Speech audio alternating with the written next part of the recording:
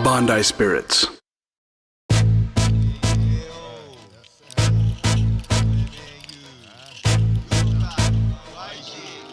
プレゼンできるんだったら何でもありじゃんって俺は思ってるんですよ。何とでもなるじゃないですか、喋っていいんだったら。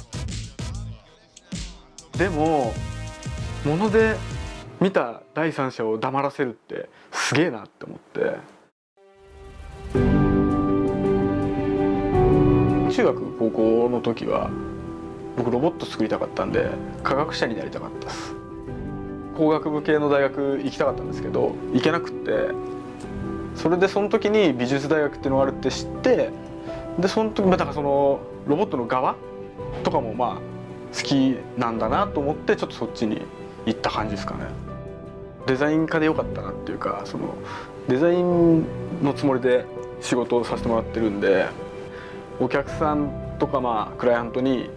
どう伝えるか、どういうふうにできるか、自分のこんなエースどうでしょうとはまるで思ってないんで、俺は全然アートのつもりはないです。やっぱり平面を立体にする 2D を 3D にするので、一次元情報が増えるじゃないですか。でそこって平面には書いてない部分だったりもちろんするから、それをどううまいこと入れるかの時に、普段靴も履くし服も着るじゃないですか。なんとなくそのディティールって意識してない人にも入ってるんですよね。それが適当に作ると多分なんか違和感になると思うんですよ、フィギュアにした時に。だからその手に取った人がこう納得できるようなものにしたい、現実世界ならではのリアリティを入れたいなって常に思ってます。大体物って理由があると思うんで、構造は常に考えますよね。例えばじゃあ洋服のこの縫い目がこうやってなることもありますけど、こうやってなるんだったらこうやって縫われてるはずですよね。どっちかが上っていうのは絶対あるから、そこを曖昧には作らない。俺の仕事は原型なんで、それは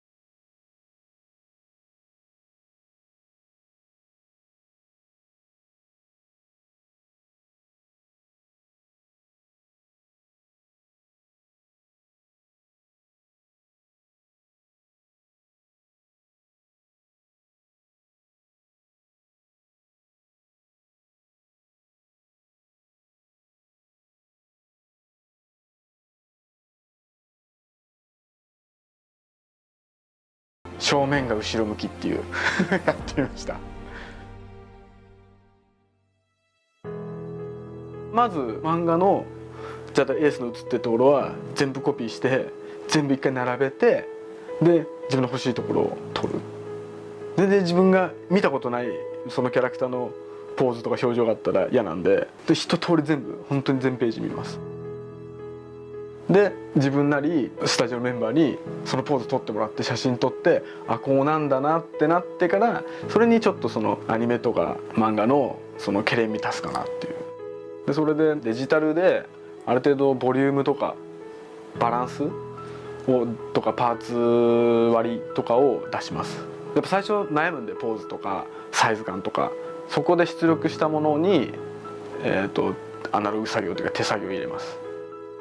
やっぱりちょっとそのディティールとかにリアリティを入れてるんで、靴だったりソールだったりとか、ズボンとベルトループにしてもそうだし、この刀がどうやって止まってんのかに含めて一個ずつのもののリアリティ、そこは見てほしいかな。ちょっと今回このもものポーチとかリュックの蓋っていうかフラップを別パーツにしたんですよね。でそうするとこの向こうが見えるというか、ちゃんと蓋として機能してる風に見えるから、これ今までの商品で見たことなかったから、これを今回やっちゃったかなって思ってます。あとちょっと筋肉とかシワのアウトラインに輪っていうわけでもないけど、その浮世絵とかのタッチを入れてるつもりです。浮世絵とかの水墨画とか特にちょっとなんか逆 R みたいなのがほんのちょっと入ってて、それでちょっとアウトラインがこう強調されるんですよね。その筆で描いてる線みたいなのは、それをなるべくちょっと入れたいなとは思って意識した感じですかね。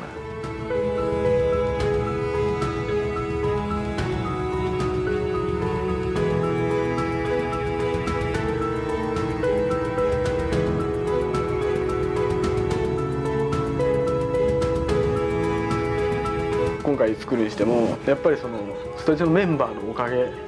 もだいぶあるし、なんか一緒に手伝ってくれるというか一緒に作ってくれてたりするんで、だからまあ